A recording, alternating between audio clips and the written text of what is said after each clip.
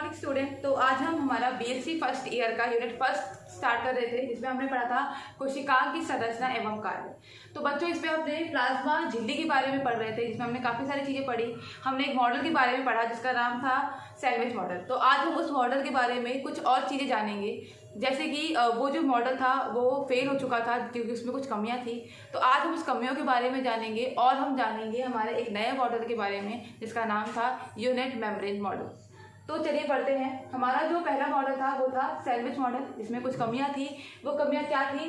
तो पहली जो कमी थी वो ये थी कि प्रोटीन और लिपिड का अलग अलग अनुपात, प्रोटीन और लिपिड के अलग अलग अनुपात के कारण इसकी ये बहुत बड़ी कमी थी। जिसमें प्रोटीन क्या था, प्रोटीन की एक लेयर थी और लिपिड की 2 लेयर थी। प्रोटीन की एक लेयर थी और लिपिड की प्रोटीन की एक लेयर और लिपिड की 2 लेयर थी, जिसकी वजह से इसका अनुपात अलग अलग हो गया था।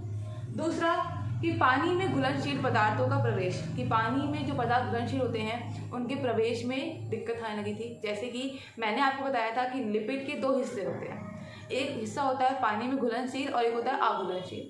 तो बच्चों जो अघुलनशील वाला हिस्सा था उसमें पानी का प्रवेश निषेध था, उसमें पानी का प्रवेश नहीं हो सकता था, जिसकी वजह से ये इसकी बहुत बड़ी कमी थी। क्योंकि प्लाज्मा मेम्ब्रेन एक ऐसा सब्सटेंस है जिसमें चीज़ों का आगान और प्रदान ज़रूरी है। इसकी वजह से अगर पानी का प्रवेश नहीं हो सकता तो ये मॉडल की बहुत बड़ी कमी थी। तो बच्चों ये मॉडल फेल हो चुका था। तो आज हम पढ़ेंगे हमारे एक नए मॉडल के बारे में जिसका नाम था यूनिट मेम्ब्रेन मॉडल। तो बच्चों आज हम बात करेंगे हमारे यूनिट मेम्ब्रेन मॉडल के बारे में। तो ये जो मॉडल था ये डेवसन, डैनियल और रॉबर्टसन नाम के साइंटिस्ट ने दिया था। कब दिया था? 1959 में दिया था। इन्होंने बताया कि जो हमारी प्रोटीन होती है वो रेशेदार होती है, यानी कि फाइब्रस होती है, और द्विपरत लिपिड दोनों तरफ प्रोटीन होती है। मतलब कि लिपिड की तो 2 परत होती है पर प्रोटीन की भी 2 परत होती है जो लिपिड के दोनों साइड होती है। तो इस मॉडल में कुछ तो अलग हुआ सैंडविच मॉडल से। सैंडविच मॉडल में प्रोटीन की 1 लेयर थी, पर इस मॉडल में प्रोटीन की 2 लेयर हैं जो लिपिड को दोनों तरफ से कवर कर रही हैं, ढाक रही हैं।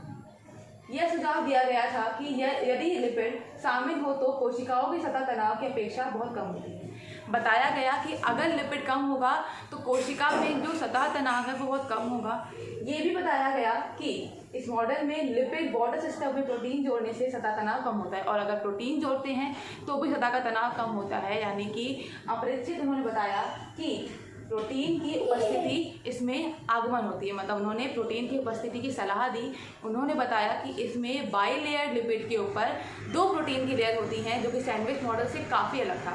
सैंडविच मॉडल में एक प्रोटीन की लेयर थी जो कि बीच में थी और सैंडविच थी, पर इसमें प्रोटीन की 2 रेशेदार लेयर होती हैं जो कि होती है बीटा प्लेटेड शीट। तो बच्चों ये हमारा डायग्राम है जिसमें ये हमारी लिपिड की लेयर है, जिसमें प्रोटीन की ऊपर एक लेयर होती है और नीचे एक लेयर होती है जो कि होती है बीटा प्लेटेड। बाहरी सतह पे होती है ये प्रोटीन के, ये हमारी लिपिड की 2 परत वाली लेयर है, और ये हमारी आंतरिक परत है। मतलब 2 परत हैं प्रोटीन की और 2 परत हमारी लिपिड के ऊपर 2 प्रोटीन की परत होती हैं।